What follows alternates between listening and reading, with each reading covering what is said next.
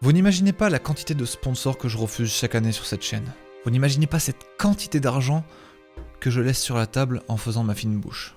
Et cela n'a rien à voir avec moi qui n'aimerais éventuellement pas l'argent.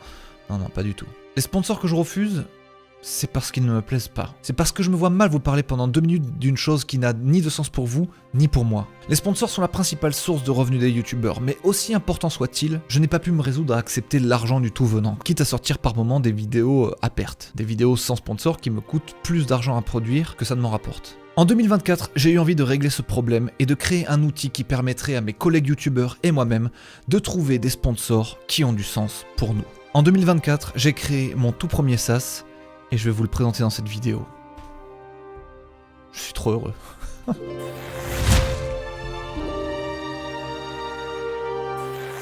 Pour un youtubeur, il y a 2 manières de trouver des sponsors. La première, c'est la méthode passive. En gros, tu attends qu'ils se pointent vers toi dans ta boîte mail, mais tu en refuses énormément car il y a plein de choses qui sont vraiment pas top. Des jeux mobiles, des VPN douteux, des produits AliExpress complètement éclatés, des marques à la réputation pas géniale, bref.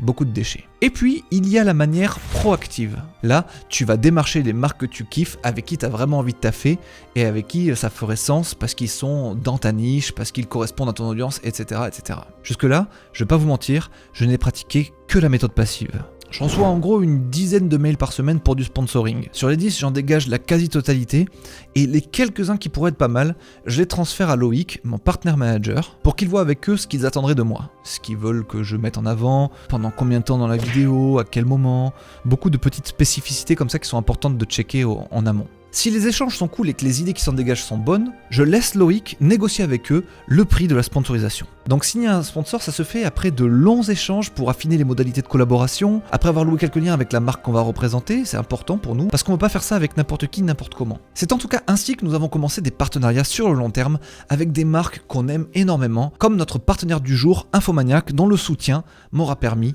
de développer ce SaaS ces 3 derniers mois dans le plus grand confort possible. Infomaniac, c'est une boîte suisse avec laquelle je partage beaucoup de valeurs et d'échanges très sympathiques. C'est une boîte au cœur de l'Europe, fortement engagée pour une économie durable et à l'écoute de ses clients. Il propose de nombreux services web et en particulier la K-Suite que j'utilise beaucoup avec mon équipe pour son efficacité, sa rapidité et sa sécurité. J'envoie par exemple tous les énormes rushs de vidéos à mon monteur via leur outil Swiss Transfer qui permet d'envoyer gratuitement en une fois jusqu'à 50 Go de données. C'est vraiment trop pratique. Et pour faire les miniatures de mes vidéos avec la super talentueuse Cassobel, big up à elle, on fait des calls sur Kamit pour brainstormer. Encore une fois, une facilité d'usage à toute épreuve. Depuis la création de ce SaaS, j'essaie de rameuter un maximum de mes outils en Europe et je suis super content de pouvoir compter sur les services d'Infomaniac pour une partie de mes besoins. Si vous cherchez une boîte éthique, responsable et durable, allez faire un tour sur le site d'Infomaniac pour découvrir la grande diversité de leur offre. Maintenant, pourquoi j'ai eu l'idée de le créer ce SaaS ?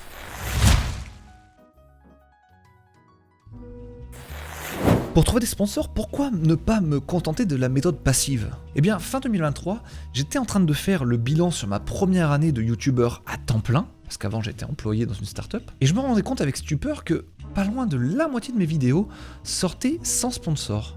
Tiens. Alors, la crise économique qui a démarré exactement au moment où je me suis lancé à temps plein, ça n'a bien sûr pas aidé, mais dans le fond, je refusais quand même énormément de sponsors, donc il y avait peut-être un truc à gérer à ce niveau-là. Est-ce que je fais trop ma princesse ? Comment améliorer la situation ? Il y a quand même la moitié de mes revenus potentiels que je laisse sur la table, là, donc il faut que je fasse quelque chose, là, c'est obligé. Comment changer ça ? Eh bien d'abord, certainement pas en baissant la qualité de mes exigences par rapport aux sponsors que je prends pour la chaîne. Ça, c'est mort. C'est un point d'honneur sur lequel je ne transigerai pas. Il me restait alors qu'à explorer la deuxième manière de trouver des sponsors, la manière proactive. J'ai donc appelé Loïc. Hey Loïc, dis-moi, si on laisse 50% de thunes sur la table, je suis prêt à mettre 20% de cet argent dans le recrutement d'une personne qui va aller chercher les sponsors avec qui on aimerait vraiment bosser plutôt que de les attendre comme des benets dans notre boîte mail là. Qu'est-ce qu'on fout là jusque-là ? Hein ? Et c'est là que la réponse de Loïc a créé le plus gros déclic dans ma tête.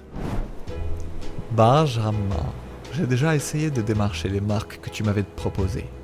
Les marques, si elles n'ont jamais fait d'OP avec un youtubeur, si ça ne vient pas d'elles, elles sont ultra frileuses. Tu vas prendre un temps infini à les éduquer à YouTube, pour au final signer une opération à un prix ridicule. Énormément de temps investi pour très peu de résultats. C'est vraiment ça que tu veux ? Non, ce qui serait bien en revanche, mon ami, c'est d'avoir une liste de sponsors qui connaissent déjà YouTube et piocher là-dedans ceux avec qui tu aimerais bien travailler. Ça, mon pote, ça serait ultime. Il fallait imaginer que j'étais Loïc là. J'ai changé de t-shirt, j'ai pas changé de tête, ça prenait trop de temps pour le maquillage. Bon, à ce moment-là, mon cerveau s'est emballé d'un coup. Tout s'est mis en place dans ma tête, mais je vois exactement comment faire tout ça. J'ai répondu, Loïc, bouge pas, je reviens vers toi dans quelques jours. Alors, au final, cette solution que je pensais développer en quelques jours, ça m'aura pris 3 mois. Mais en quelques jours, j'avais déjà la preuve que ce que je voulais faire, ce que j'avais visualisé dans ma tête, les contraintes vraiment techniques, le cœur même du projet, ben en quelques jours je l'avais. J'avais la preuve que j'allais pas être coincé à un moment donné et que j'allais devoir avorter le projet. Tout était bon, feu vert absolu. La piste dégagée, il n'y avait plus qu'à y aller quoi. Après, pour faire le produit clean et avoir une UX hyper cool de A à Z, etc., ça prend beaucoup plus de temps, surtout quand c'est votre premier SaaS et que tout est à faire, et que vous pouvez pas utiliser des briques que vous avez déjà faites dans d'autres de vos produits, etc. Je reviendrai de toute façon sur toutes les étapes de création de ce produit dans plusieurs autres vidéos qui vont sortir après celle-ci. Là aujourd'hui, on se concentre sur le reveal. Je vais vous faire la démo dans quelques instants. Oh, j'en reviens pas. D'ailleurs, n'hésitez pas à vous abonner et d'activer la cloche si tout ceci vous intéresse. Tout ce que je savais au moment où je raccrochais, c'est que je voyais Loïc dans 1 mois et demi. Et donc, je m'étais fixé la première deadline, le premier objectif, de faire la démo du SaaS à Loïc en live 1 mois et demi plus tard. Il n'y avait plus de temps à perdre, il fallait que je lui présente un truc qui déglingue, qui déboîte. Et entre-temps, il fallait que je lui dise rien, que je ne lui montre rien, que je lui cache tout. C'était terriblement compliqué. Et j'ai un petit peu échoué à quelques moments où je lui ai envoyé quelques mini teasings. Je lui ai rien montré, mais je lui disais, tu vas voir mon gros, tu vas voir. J'ai donc eu 1 mois et demi pour développer mon POC. Et quand après ce mois raton, comme je l'appelle, j'ai enfin vu Loïc, j'ai d'abord eu un petit coup de stress parce qu'il m'a dit, juste avant la démo, il me dit, bon, vu comment tu m'as teasé le truc, t'attends pas à une grosse réaction de ma part. Hein. Tu vois, tu m'as survendu le truc, quoi. Mais après genre 30 secondes de démo, la poker face a laissé place à une première interjection. Genre, il a fait... Oh putain. Et là, j'ai vu dans le fond de ses yeux les étoiles briller. Et quel bonheur que le power user de votre produit, que la personne qui va l'utiliser le plus, il est là, il fait « Ah ouais, c'est cool ». J'ai eu la joie de le voir prendre conscience petit à petit de la puissance de l'outil que je lui mettais entre les mains. Et ça, c'est indescriptible comme sensation. C'est vraiment une des sensations nouvelles que j'ai avec la création d'outils comme ça. C'est génial. Maintenant, cette démo que j'ai fait à Loïc il y a 1 mois et demi, il est temps que je vous la fasse à vous. Maintenant.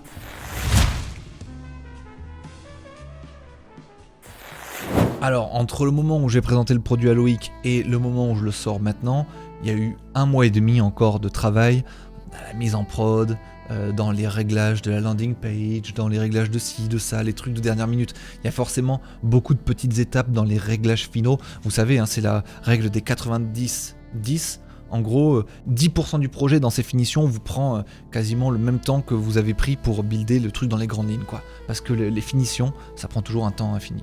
Et moi, j'aime bien sortir des trucs vraiment stylés. En plus, c'est le premier. En plus, je sais que vous m'attendez au tournant. Donc, c'était important pour moi de prendre un petit peu plus de temps pour le faire bien. Et je sais que les solopreneurs, les indie hackers et compagnie, ils sont dans la philosophie inverse en mode on s'en fout que ça soit stylé, faut sortir les trucs le plus vite possible. Comme ça, vous pouvez itérer le plus rapidement possible auprès de votre audience, auprès de vos clients potentiels. Et comme ça, vous pouvez créer un truc dans la bonne direction et tout. J'ai un petit peu de temps pour ce premier truc. Ça va, c'est bon. Peut-être les prochains, je les ferai comme ça, mais celui-là...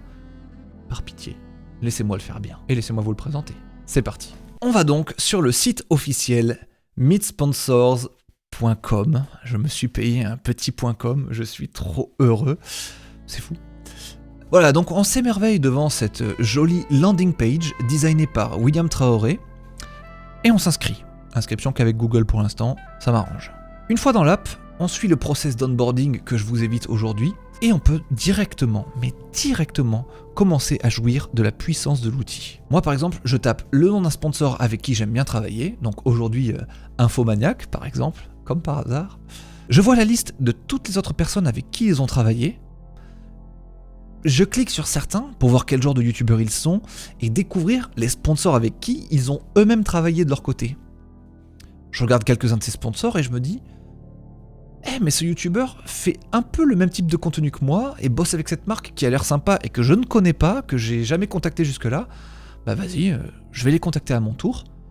Il y a moyen qu'on puisse bosser ensemble, nous aussi, quoi, ça serait bien. Et je sais que eux, ils connaissent déjà YouTube, qu'ils sont déjà familiers avec la plateforme, qu'ils ont déjà un process pour travailler avec des youtubeurs, des budgets pour travailler avec des youtubeurs. C'est un temps de ouf économisé. Bref, de la sorte, je découvre plein de nouveaux sponsors potentiellement cool pour ma chaîne. Quel bonheur.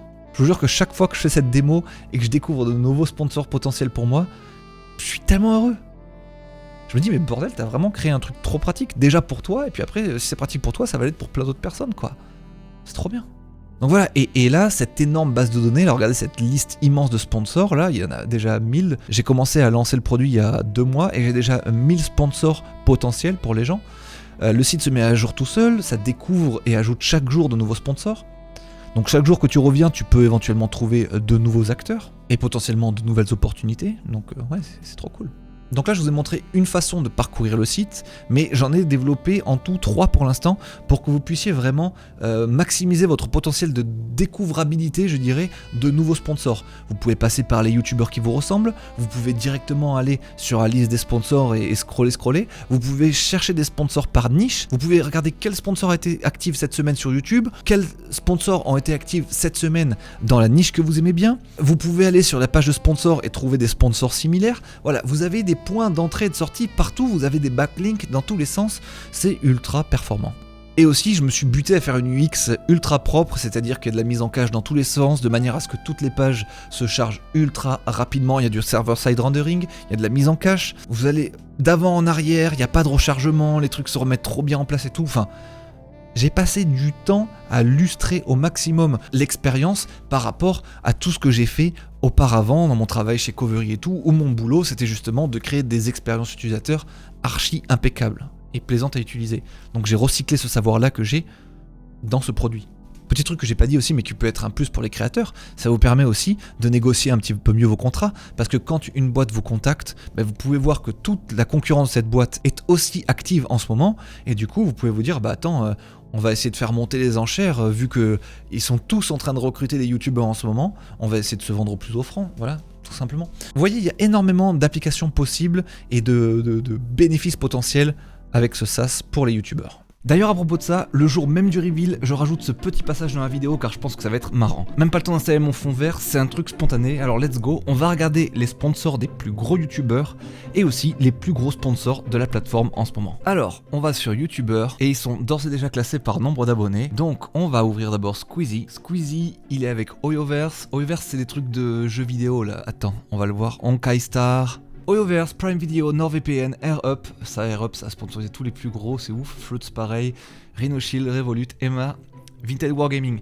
C'est fou parce qu'on pourrait se dire c'est Squeezie, il pourrait avoir beaucoup plus de sponsors, mais non, le man il a une liste de gens avec qui il aime bien bosser et ça le sponsorise. Amixem, il a un peu plus de sponsors, mais pareil que des trucs qu'on voit un peu partout, hein, c'est les sponsors des plus gros. Ah ouais, et Michou, c'est les mêmes, on retrouve les mêmes sponsors chez les plus gros, c'est hyper drôle. Alors voyons voir, de tout temps à jamais, quels sont les plus gros sponsors. Donc on va trier ici par sponsor, donc Oli Energy qui rince tout le monde, mais ça à mon avis c'est plus de l'affiliation que du sponsoring pur et dur. Mais voilà, la liste des gens avec qui ils bossent est immense.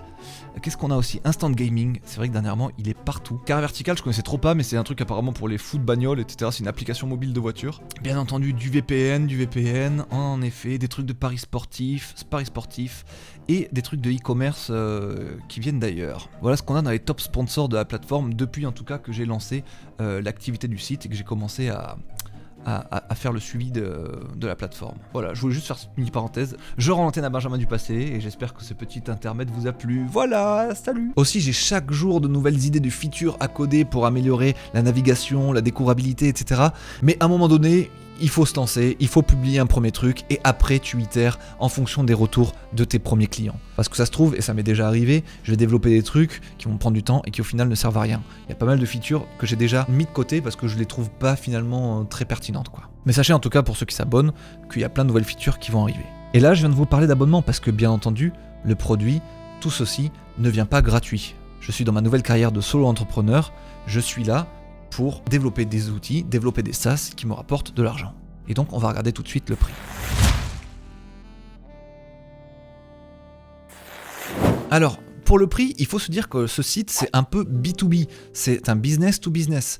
C'est mon business qui s'adresse à d'autres business. C'est en opposition avec ce qu'on appelle le B2C, qui est un business qui s'adresse à des clients, des gens du quotidien. Là, moi, je m'adresse à des professionnels, je m'adresse à des youtubeurs et à leurs partenaires managers. Et donc, en général, les prix dans ces niches-là sont un peu plus élevés. Mais en tout cas, ce qu'on peut dire, c'est qu'avec mon SaaS, s'ils ne trouvent ne serait-ce qu'un seul sponsor avec lequel ils signent une seule vidéo, ils ont déjà intégralement remboursé leur abonnement à meetsponsors.com, qui est de 99 € par mois ou 950 € à l'année. Faut savoir qu'une opération avec un VPN, quand on commence à être éligible au sponsoring, autour de 40 000 abonnés, on va dire, c'est entre 500 et 1000 €, on va dire. Il y a des sponsors qui payent plus pour avoir une audience qualifiée, une audience de niche. Il y a des sponsors qui payent moins parce qu'eux, ils s'en foutent, ils veulent juste du quantitatif. Ça dépend. Ce qui est sûr et certain, c'est que je peux absolument pas vous donner de prix pour les sponsors. C'est impossible.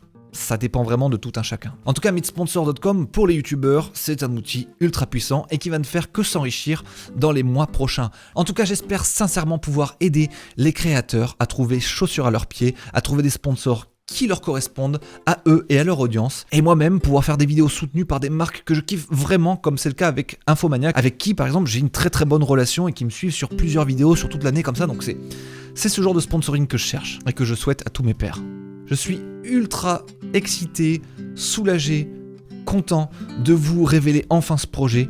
J'y ai mis toute mon âme pendant 3 mois. J'ai ultra hâte de lire vos avis et vos retours sur ce SaaS et de ce que vous en avez vu jusque-là. Je suis sûr que vous allez avoir des tonnes de retours ultra intéressants, même si vous n'êtes pas à 100% la cible de ce SaaS. En tout cas les amis, voilà pour ce premier épisode de ma nouvelle aventure en tant que solo entrepreneur.